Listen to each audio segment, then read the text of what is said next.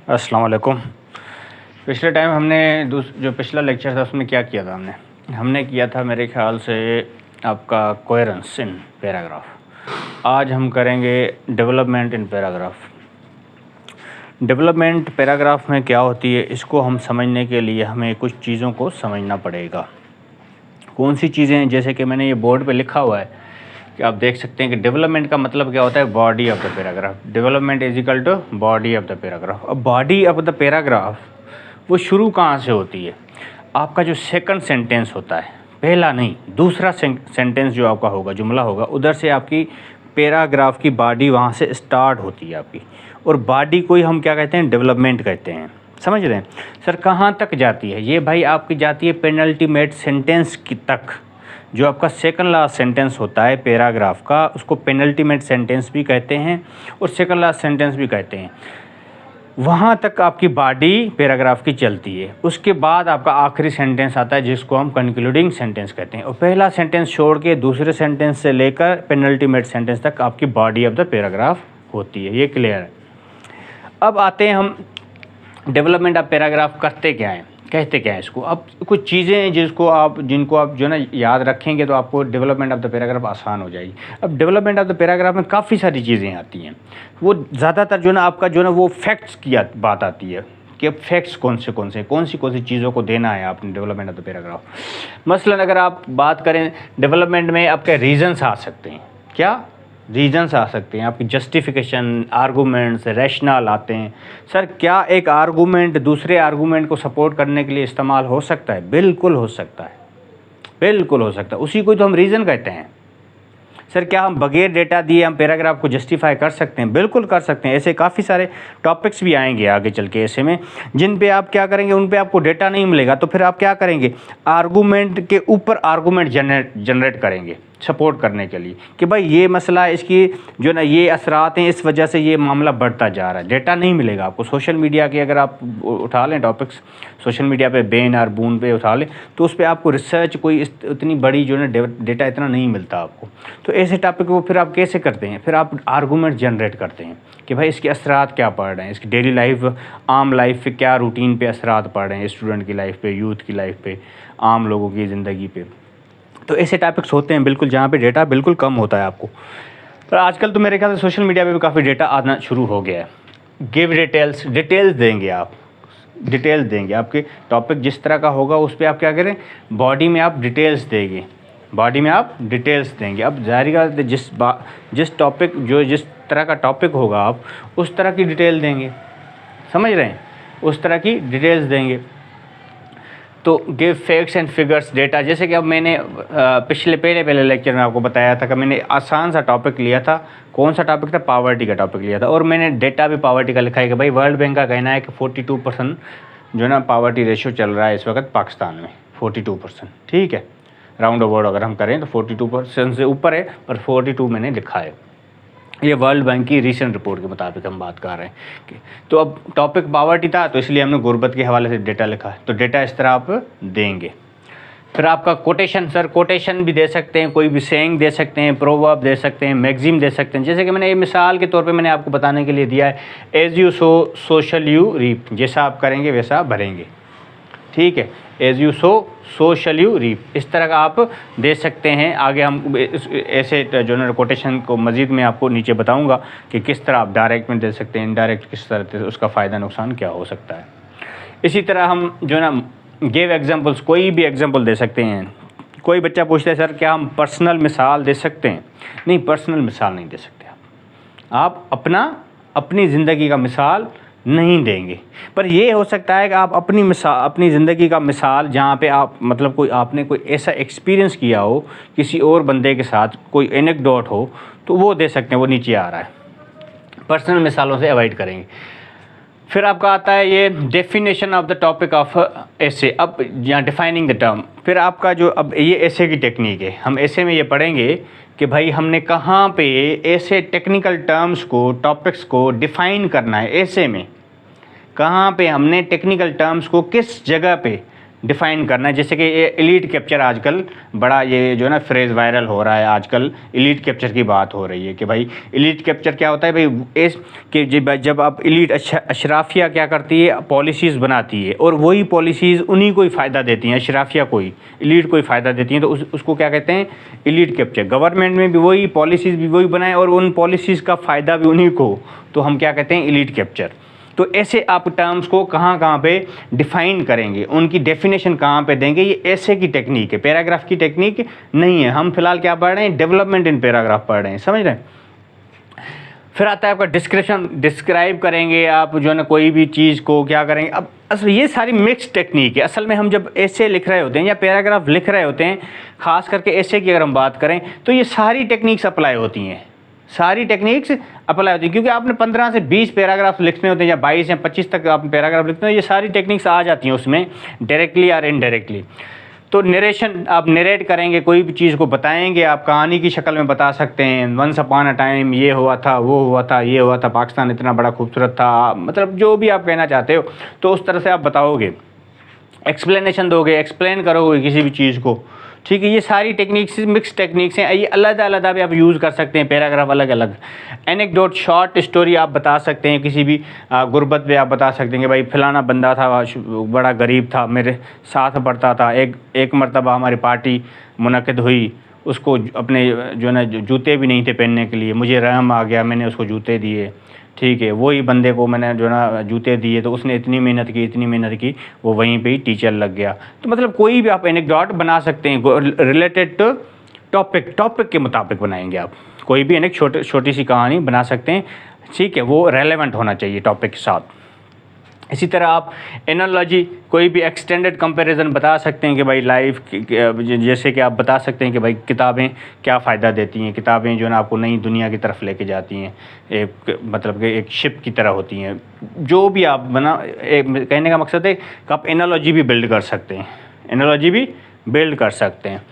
Compare and contrast कर सकते हैं आप पैराग्राफ के अंदर। कंपेयर एंड कंट्रास्ट का पैराग्राफ भी आप ऐसे भी इस तरह का आ सकता है, या इस तरह का पैराग्राफ भी आप लिख सकते हैं, जिससे कि अक्सर मिसाल दी जाती है कि भाई पाकिस्तान की जमहूरियत क्यों नाकाम हो गई है, इंडिया की जमहूरियत क्यों जो है ना डेमोक्रेसी कामयाब हो गई है। अक्सर इसका कंपेयर और कंट्रास्ट होता है कि हम 1947 में दोनों ममालिक आज़ाद हुए, why the democracy of India has successfully worked, ठीक है।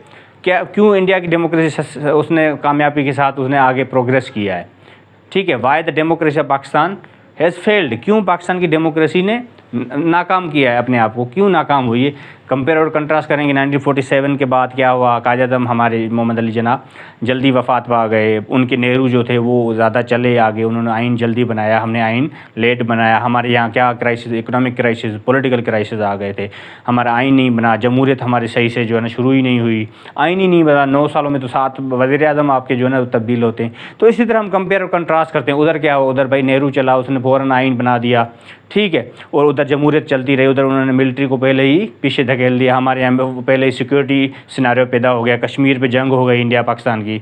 तो यहाँ पे क्या आपने कंपेयर और क्या कर रहे हैं हम, कंपेयर और कंट्रास्ट कर रहे हैं। क्या करें, कंपेयर और कंट्रास्ट करेंगे, पाकिस्तान की जमहूरियत क्यों नाकाम हुई है, इंडिया की जमहूरियत क्यों कामयाब हुई है। Why the democracy of India is one of the largest democracies in the world, मतलब क्यों है। और why the democracy of Pakistan has failed, क्यों यहाँ पे पाकिस्तान की जमहूरियत क्यों नाकाम हुई है। तो यहाँ पे क्या कर रहे हैं हम, कंपेयर और कंट्रास्ट कर रहे हैं। कोई 1-2 पैराग्राफ दे सकते हैं हम इस तरह, या इस पे ऐसे भी आ सकता है कंपेयर और कंट्रास्ट पे। इसी तरह आप देखेंगे, अब कोटेशन दीजिए, बड़ा आला कोटेशन है, मैंने लिखा हुआ है, if you are thinking a year ahead, if you are thinking a year ahead, अगर आप 1 साल आगे सोच रहे हैं, प्लांट अ सीड, क्या एक बीज बोखें, एक बीज उगलाएं। If you are thinking a decade ahead, अगर आप 10 साल आगे सोच रहे हैं, एक डेकेड आगे सोच रहे हैं, plant a tree. If you are thinking a century ahead, अगर आप 1 सदी आगे सोच रहे हैं, अगर आप 1 सदी आगे सोच रहे हैं, एजुकेट द पीपल, लोगों को पढ़ाएं। 1 सदी अगर आगे सोच रहे हैं तो लोगों को पढ़ाएं। अगर 10 साल आगे सोच रहे हैं तो क्या करें, प्लांट अ ट्री। अगर 1 साल आगे सोच रहे हैं तो एक बीज। ये चाइनीज़ कोटेशन, बड़ा आला कोटेशन है, लोगों को पढ़ाने के हिसाब से, एजुकेशन पे है, समझ, एजुकेशन पे जब टॉपिक आएगा तो इस तरह की कोटेशन आप क्या कर सकते हैं, कोट कर सकते हैं, डायरेक्ट कोट कर सकते हैं, इनडायरेक्ट भी कोट कर सकते हैं, डिपेंडिंग कि आप कितना आपको याद है, एज इट वर्ड्स आप ना कोट करने हैं। इसी तरह हम डेटा पे आते हैं। डेटा क्या होना चाहिए, डेटा आपका करंट होना चाहिए, रेलेवेंट होना चाहिए, अथेंटिक, रिलायबल, ऑफिशियल होना चाहिए, आपका ऑफिशियल किसी गवर्नमेंट के डेटा होना चाहिए, वो कोट करेंगे आप, ठीक है। इसी तरह आप देखेंगे सोर्सेज क्या हैं डेटा के, सोर्सेज क्या हैं डेटा के, उसी पे आते हैं हम। सोर्सेज अब डेटा अगर देखें, प्राइमरी और सेकेंडरी सोर्स, दो सोर्सेज होते हैं। प्राइमरी से अगर डेटा को देखें हम तो इकोनॉमिक सर्वे ऑफ पाकिस्तान 2024 और 25, इसकी एग्जेक्टिव समरी को पढ़ना पड़ेगा आपको। एग्जेक्टिव समरी पढ़ेंगे तो ऐसे में भी काम आएगी, करंट अफेयर में भी काम आएगी, पाकिस्तान अफेयर में, हर जगह पे काम आएगी आपकी वो फैक्ट्स फिगर्स जो आप पढ़ेंगे उसके ऊपर। बजट स्पीचेस पढ़ें, फेडरल और प्रोविंसेस की सेंसस जो हुआ है 2023 डिजिटल सेंसस अब हुआ है ना, तो उसको आप देखें, उसमें कितनी आबादी आपकी बढ़ रही है, कितना परसेंटेज जो है ना आपकी हर साल बढ़ती जा रही है। स्टेटिस्टिक डिवीजन को आप देखें, अब एक क्वार्टरली रिपोर्ट आती है स्टेट बैंक ऑफ पाकिस्तान, उसको देखें, ठीक है। Planning and development, planning and reforms division होती है, उसकी वेबसाइट पर आप देखेंगे डेवलपमेंट प्रोजेक्ट्स कौन से हो रहे हैं। प्लानिंग एंड डेवलपमेंट डिपार्टमेंट्स जैसे कि प्रोविंशियल लेवल पे देखें, वो भी आप देख सकते हैं, उस पर आपको मजीद पता चलेगा हर प्रोविंस के हिसाब से, अपने अपने हिसाब से क्या क्या प्लानिंग हो रही है, क्या डेवलपमेंट हो रही है। इंटीरियर डिवीजन्स को देखें, law and order situation federal level पे देखना चाहते हैं, उसकी वेबसाइट्स को देखें आप, उनकी रिपोर्ट्स को देखें। होम डिपार्टमेंट की law and order provincial level पर देखेंगे, आपको तो पता चलेगा हमारे यहाँ क्राइम कितना है, वो आपको हेल्प करेगा क्रिमिनोलॉजी वगैरह सब्जेक्ट्स के रिलेटेड। इसी तरह हम देखेंगे education, health, irrigation, local government, social welfare, federal और प्रोविंशियल लेवल पे अगर आप देखेंगे तो आपको पता चलेगा हमारा तालीम इस वक्त तालीमी एजुकेशन लिटरेसी रेट कितना है, 60% मेरे ख्याल से 2024 और 25 इकोनॉमिक सर्वे के हिसाब से 60% हो गया। पहले 2024 के हिसाब से 62 था, अब मेरे ख्याल से 60 इन्होंने काउंट किया है। अब पता नहीं नीचे डिक्रीज़ क्यों हुआ है, ये तो अब खुदा ही जानता है। हेल्थ के हिसाब से देखेंगे कि भाई एक डॉक्टर कितने पेशेंट्स को डील कर रहा है, एजुकेशन सिस्टम को देखेंगे, लोकल गवर्नमेंट को देखेंगे, सोशल वेलफेयर को देखेंगे, प्रोविंशियल लेवल पे और फेडरल लेवल पे दोनों पे देखेंगे तो आपको रिपोर्ट्स मिलेंगी, यहाँ पे फैक्ट्स फिगर्स मिलेंगे, ऐसे में भी काम आएंगे, करंट अफेयर में भी काम आएंगे और इंटरव्यू में भी आपको काम आएंगे। अब देखें UNDP एनुअल रिपोर्ट आती है आपकी यूनाइटेड नेशंस ऑर्गेनाइजेशन की, तो वो आप उनको देखें कि उनमें आपको क्या क्या चीज़ें दुनिया लेवल पे क्या चल रहा है। जैसे कि अब आप अभी देखेंगे 2025 में ग्लोबल टेररिज्म इंडेक्स आई थी, वहाँ उसमें रिपोर्ट में क्या लिखा था, रिपोर्ट में लिखा था पाकिस्तान सेकंड हार्ड हिट है, सेकंड वर्स्ट जो हिट का टेररिज्म कंट्री हो गया है, कि जिसमें सबसे ज़्यादा दहशतगर्दी 2024 में सेकंड नंबर पे पाकिस्तान में है। अब वो ग्लोबल टेररिज्म इंडेक्स आ गई है, तो उसको देखेंगे कि आपको पता चला पहले पे मेरे ख्याल से था कोई और कंट्री था, मुझे याद नहीं है, सेकंड पे था पाकिस्तान, फिर नीचे सारी लिस्ट दी हुई थी। उसको ऐसी रिपोर्ट्स को आप लाजमी पढ़ें, आपको ऐसे में भी काम आएंगी, टेररिज्म पे ऐसे आ सकता है, उसमें आपको काम आ सकती हैं, किसी और जगह पर कोड करने के हवाले से आपको काम आ सकती हैं। UN ऑर्गेनाइजेशंस को देखें, UNICEF, UNESCO, WHO, UNODC, WFA, इस तरह के ऑर्गेनाइजेशन को आप देखेंगे, इनकी रिपोर्ट्स आती हैं, इनकी वेबसाइट पे जाएंगे तो आपको काफ़ी सारे मवाद में डेटा मिल जाएगा जो कि आपको ऐसे वगैरह में हेल्प करेंगे। वर्ल्ड बैंक को देखें, एशियन डेवलपमेंट बैंक को देखें, IMF को देखें, ये सारी आपकी जो ऑर्गेनाइजेशन से आपको ये रिपोर्ट वगैरह छाया करती हैं, यहाँ आप कोई ना कोई ऐसी रिपोर्ट्स दे देती हैं, कोई किसी क्लाइमेट चेंज के हवाले से, पॉपुलेशन के हवाले से, सैनिटेशन के हवाले से, वो आपको ज़्यादा हेल्प करेंगी। रिपोर्ट्स पढ़ने से आपको फैक्ट्स फिगर्स आएंगे तो आप कोट कर पाएंगे, बात आपकी ज़्यादा स्ट्रांग हो जाएगी जब भी आप बात करेंगे। BBC रिपोर्ट देखें, कंट्री प्रोफाइल पाकिस्तान है तो पाकिस्तान के प्रोफाइल पे जाएंगे तो BBC की रिपोर्ट्स वहाँ पे बड़ी होंगी, वहाँ पे डेटा पड़ा होगा। CIA की वेबसाइट पे जाएंगे, वहाँ पे भी आपकी कंट्री प्रोफाइल पे जाएंगे, आप पाकिस्तान से रिलेटेड तो पाकिस्तान के प्रोफाइल पे जाएंगे, वहाँ पे आपको डेटा मिल जाएगा। इसी तरह पिलदत देखें, SPDC जाएँ, SDPI पे जाएँ, IPRI पे जाएँ या SERP पे जाएँ तो आपको काफ़ी सारी चीज़ें, काफ़ी सारा डेटा आपको मिल जाएगा। यहाँ तक आपको तकरीबन ये मैंने छोटे छोटे मतलब 15 सोर्सेज फ़िलहाल तो लिखे हैं, काफ़ी सारे सोर्सेज आप ग्लोबल इकोनॉमिक के आपका क्या आता है, ग्लोबल इकोनॉमिक प्रोजेक्शन या इस तरह कोई आपका जो है टाइटल के साथ हर जनवरी में आता है आपका, उसको ज़रा लाजमी पढ़ा करें। हर जनवरी में आता है, फरवरी में पेपर होता है, तो वो आप रिपोर्ट बड़े ग्लोबल इकोनॉमी के हवाले से बड़ा इंपॉर्टेंट जो है ना वो रिपोर्ट आता है, उसको पढ़ा करें। फिर हम आगे आते हैं, डेवलपमेंट बराबर करता है क्या, development is equal to body या पैराग्राफ। बॉडी और डेवलपमेंट सेम चीज़ है, हम इसको देखते हैं। अब डेवलपमेंट में हम करते क्या हैं, बड़ा मसला जो मैंने डिस्कस करना है वो आपको बताता हूँ। काजल, अक्सर क्या बच्चे करते हैं, मैंने मिसाल दी थी ना पहले लेक्चर में, आपको कहा था कि अनएम्प्लॉयमेंट की वजह से गुर्बत बढ़ रही है, टॉपिक सेंटेंस था। अक्सर बच्चे क्या करते हैं, कॉजल एनालिसिस करते हैं, क्या कहते हैं, काज ऑफ द काज में चले जाते हैं। मसलन कि अगर आपने कहा कि बेरोज़गारी की वजह से गुर्बत बढ़ रही है, तो फिर नीचे क्या बात करेंगे, कहेंगे गुर्बत का काज क्या है, गुर्बत क्यों बढ़ रही, फिर कहेंगे भाई गुर्बत इसलिए बढ़ रही क्योंकि इंडस्ट्री नहीं है। अब भाई यहाँ पे ये जो है ना, ये नहीं करना, ये पैराग्राफ का गलत हो जाएगा। काजल एनालिसिस आपने पैराग्राफ में नहीं करना, अफेक्ट एनालिसिस करना है आपने, इफेक्ट ऑफ द इफेक्ट में जाना है आपने। सर कैसे जाएंगे, सर देखें मैंने कहा कि गुर्बत क्यों बढ़ रही है, बेरोज़गारी की वजह से बढ़ रही है। आप कह रहे हो फ़ौरन दूसरे जुमले में और तीसरे जुमले में कह रहे हो बेरोज़गारी क्यों बढ़ रही है, टॉपिक तो ये था ही नहीं, ये तो आप डेविएट कर रहे हैं। आपने जाना है अफेक्ट में, गुर्बत की वजह से, बेरोज़गारी की वजह से गुर्बत बढ़ रही है, ठीक है।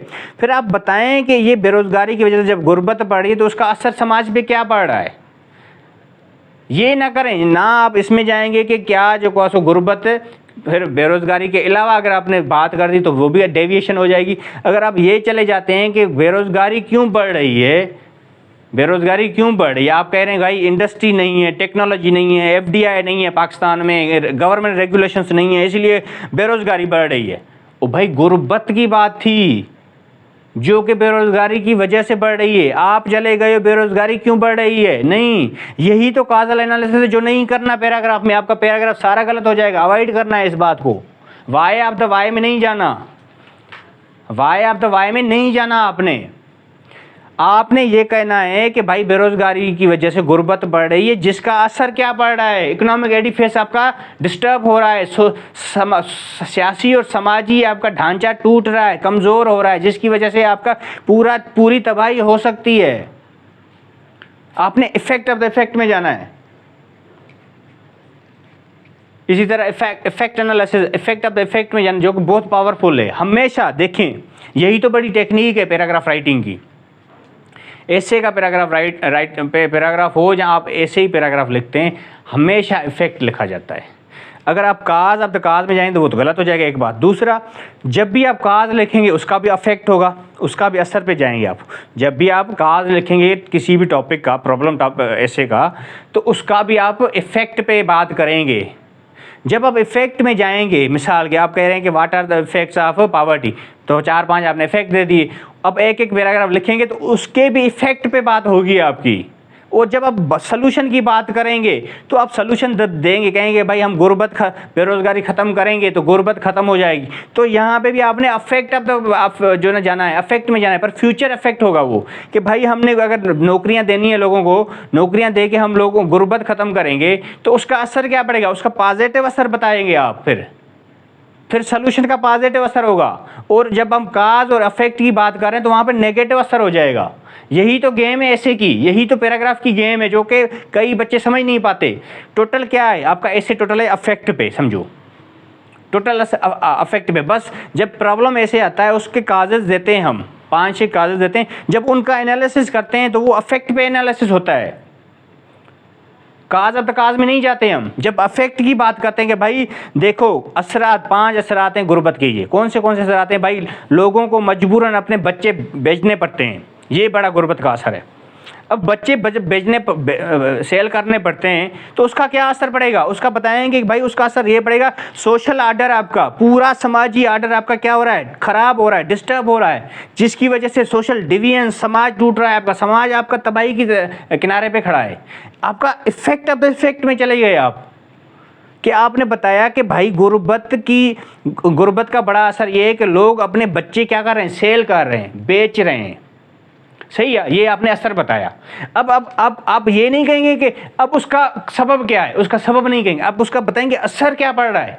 असर ये पड़ रहा है कि समाजी ढांचा आपका वो क्या हो रहा है, वो पूरा का पूरा श्रिंक कर रहा है। लोग जो ना एक दूसरे के जो ना आप क्या कर रहे हैं, एक दूसरे के खाने पे आ गए हैं, असर बता रहे हैं, असर बताओगे आप। इफेक्ट का भी इफेक्ट, देखिए इफेक्ट बताया पॉवर्टी का, एक इफेक्ट का, अब उसको बताओ उसकी वजह से क्या इफेक्ट पड़ रहा है। काज में भी यही बताया आपने कि बेरोजगारी की वजह से क्या हो रहा है, गुर्बत बढ़ रही है, पर उसका असर क्या पड़ रहा है समाज पे, इकोनॉमी पे, पॉलिटिकल स्ट्रक्चर पे। और अगर सोल्यूशन दे रहे हैं तो उसमें फ्यूचर पॉजिटिव इफेक्ट पड़ेगा। फिर भाई आप अगर नौकरियां देकर लोगों गुर्बत ख़त्म करना चाह रहे हो तो उधर क्या करोगे भाई, उधर पॉजिटिव इम्पैक्ट की बात करो। ख़त्म नौकरियां देकर गुर्बत जब ख़त्म होगी तो खुशहाली आएगी, पॉजिटिव इम्पैक्ट, लोग खुश होना शुरू हो जाएंगे, लोग अपनी ज़िंदगी बेहतर करेंगे, हम किस प्रोग्रेस और प्रॉस्पेरिटी की तरफ जाएंगे। यही तो टेक्निक है, यही तो एक बड़ी थिन लाइन, बारीक सी लाइन है जो कि समझनी है हमने। इसी तरह अगर हम प्रोसेस एनालिसिस की तरफ आएँ, कोई भी प्रोसेस भाई, कोई भी प्रोसेस, आप अक्सर क्लाइमेट चेंज की तरफ जाएँ तो वो तकरीबन प्रोसेस एनालिसिस में भी आता है वो, कि आप एक चीज़ होती है उसकी वजह से दूसरी चीज़ होती है, उसकी वजह से तीसरी चीज़ भी होती है। सही है, कोई भी प्रोसेस को अगर आप A to Z फॉलो करेंगे तो उसको हम क्या कहेंगे, प्रोसेस एनालिसिस। ये पैराग्राफ भी लिख सकते हैं आप, ऐसा कोई टॉपिक आ सकता है आपका, टेक्निकल टॉपिक, कोई भी मेडिकल से रिलेटेड, कोई भी इंजीनियरिंग से रिलेटेड, कोई भी ऐसा टॉपिक सोशल साइंसेज में भी हो सकता है जो कि प्रोसेस एनालिसिस को फॉलो कर सकता है। फिर हम आते हैं प्रॉब्लम सॉल्यूशंस। ये ऐसे टेक्निक है, ऐसे में क्या होता है, जब प्रॉब्लम होता है तो उसका हम सॉल्यूशंस भी देते हैं। प्रॉब्लम सॉल्यूशंस का टेक्निक है, पहले प्रॉब्लम बताते हैं क्या है, फिर हम उसका सॉल्यूशंस देते हैं। जैसे कि पॉवर्टी है, वो क्या है, क्यों है, उसके असरात क्या हैं, फिर हम सॉल्यूशन बता रहे हैं। समझ रहे हैं, प्रॉब्लम और सॉल्यूशन की टेक्निक है। फिर मेरिट डीमेरिट, मसलन के कोई एजुकेशन है, उसके मेरिट्स क्या हैं, उसके डीमेरिट्स क्या हैं, ये ऐसे टेक्निक में आता है। जब ऐसे करते हैं तो हम इसको फॉलो करते हैं, पहले मेरिट बताते हैं फिर डीमेरिट बताते हैं, समझ रहे, इस तरह। फिर काजेज इफ़ेक्ट सॉल्यूशन, फिर हम कोई भी प्रॉब्लम आता है तो पहले उसके सब असबाब बताते हैं, फिर उसके असरात बताते हैं, फिर उसके सॉल्यूशंस देते हैं। ये भी ऐसे टेक्निक में हम ऐसे में करेंगे। इसी तरह chronology time sequence, date of occurrence, जब भी कोई किसी ख़ास मखसूस डेट और टाइम पे कोई अकरेंस हुआ, कोई इवेंट अकर हुआ है तो हम उसकी डेट और टाइम उसको देंगे, फिर बाद में देंगे। समझ रहे हैं, मैंने जो मतलब अगर हम बताएं कि भाई पाकिस्तान की पॉलिटिकल हिस्ट्री क्या है, पाकिस्तान की पॉलिटिकल हिस्ट्री ये है कि 1947 में पैदा हुआ पाकिस्तान, मतलब आज़ाद हुआ। फिर अब उसके बाद क्या हुआ, उसके बाद आपका जो मार्शल लॉ लग गया, फिर उसके बाद क्या हुआ, इस तरह हम बताएंगे। उसके बाद क्या हुआ, कॉन्स्टिट्यूशन कब आया, फिर पहला कब आया 56 में, फिर दूसरा 62 में, फिर तीसरा फिर 73 में, फिर इस तरह। अगर जंगों के हवाले से अगर बात करें तो जंग की बताएं, 48 में जंग हुई पहली, फिर 65 में जंग हुई, फिर 71 में जंग हुई, फिर 99 में जंग हुई, फिर इस तरह अब क्रोनोलॉजिकल ऑर्डर बताएंगे। क्लासिफिकेशन और कैटेगराइजेशन, क्लासिफिकेशन ऑफ कैटेगराइजेशन आप करेंगे, डिवीजन्स करेंगे, ठीक है, कि एक क्लासिफिकेशन दूसरी क्लासिफिकेशन क्या है, उनको अलग अलग आप बताएंगे। समझ रहे हैं कि भाई मसलन की क्लासिफिकेशन कैटेगराइजेशन अक्सर की जाती है कि भाई there are 4 categories of officers of civil servant in Pakistan. मतलब के कौन से होते हैं, कुछ कॉम्पिटेंट होते हैं पर करप्ट होते हैं, कुछ कॉम्पिटेंट और जो है ना आपका ऑनेस्ट होते हैं, कुछ तो करप्ट और इनकॉम्पिटेंट होते हैं। इस तरह कैटेगरीज बताते हैं, आप कैटेगराइजेशन करते हैं, किसी भी चीज़ की कर सकते हैं आप कैटेगराइजेशन। फिर आते हैं हम कोटेशंस पे। कोटेशंस आप किसी भी पैराग्राफ में दे सकते हैं, पर उसके 2 काइंड्स हैं। अब 2 तरह से दे सकते हैं, कैसे, इनडायरेक्ट कोटेशंस दे सकते हैं, डायरेक्ट कोटेशंस दे सकते हैं, इनडायरेक्ट कोटेशंस भी दे सकते हैं। अब इनका फ़ायदा नुकसान है। फ़ायदा नुकसान क्या है, अब डायरेक्ट कोटेशन की बात करें तो वो एग्जैक्ट वर्ड्स होते हैं, यूज़ ऑफ इन्वर्टेड कामा किया जाता है, इन्वर्टेड कामाज में आप कोटेशंस को कोट करते हैं, मेंशन करते हैं सोर्स क्या है, राइटर या किताब से कहीं से भी आपने लिया। जैसे कि मैंने अब ऊपर आपको बताया कि ये चाइनीज़ कोटेशन है तो इसका सोर्स बताया आपको, इन्वर्टेड कामाज दिए हैं यहाँ पे, ठीक है। इसी तरह आप वो ज़्यादा स्कोरिंग होता है, वो ज़्यादा इफ़ेक्टिव है, असरायता है, ज़्यादा वो असर रखता है, और रिस्की है। क्यों रिस्की, क्यों, अगर मैं एक चीज़ एक अल्फाज भी भूल गया तो वो रिस्की बन जाता है, कि वो आपका के रिस्क हो जाता है ना, कि अब एग्जामिनर कहेगा ये मैंने कोटेशन तो इसने दिया है कि भाई अल्फाज भूल गया, 2 अल्फाज भूल गया, आगे पीछे कर दिया, तो वो रिस्की है। अब इनडायरेक्ट कोटेशन की अगर बात करें, वो अपने अल्फाजों में आप देते हैं, सोर्स मेंशन करें या ना करें इतना इम्पॉर्टेंट नहीं होता, लेस स्कोरिंग है और लेस इफेक्टिव है और लेस रिस्की है, इतना रिस्की नहीं है, स्कोरिंग भी कम है और रिस्की भी कम है और इसका असर भी कम होता है। जैसे कि मैंने यहाँ पे भी कोटेशन दिया है, Aristotle says poverty is parent of crime and revolution, ये डायरेक्ट कोटेशन है, इसको इन्वर्टेड कामा लगे हुए हैं, सोर्स भी मैंने मैंशन किया हुआ है, ठीक है। तो ये ज़्यादा अफेक्टिव है और रिस्की भी ज़्यादा है, स्कोरिंग भी ज़्यादा है। समझ रहे, यहाँ तक आपका डेवलपमेंट ऑफ द पैराग्राफ पूरा हो गया, जिसको हम बॉडी ऑफ द पैराग्राफ कहते हैं, जो कि second sentence of the paragraph से शुरू होता है और पेनल्टीमेट सेंटेंस तक आपका चलता है और वहाँ तक ख़त्म होता है। पहला सेंटेंस आपका टॉपिक सेंटेंस हो गया और एंड वाला सेंटेंस आपका क्या होगा, कंक्लूडिंग सेंटेंस हो गया। तो यहाँ तक हमारा लेक्चर आज का development of the paragraph complete होता है। इंशाल्लाह अगले लेक्चर में फ़ौरन जल्द मिलते हैं। तब तक के लिए अल्लाह हाफ़िज़, दुआ में याद।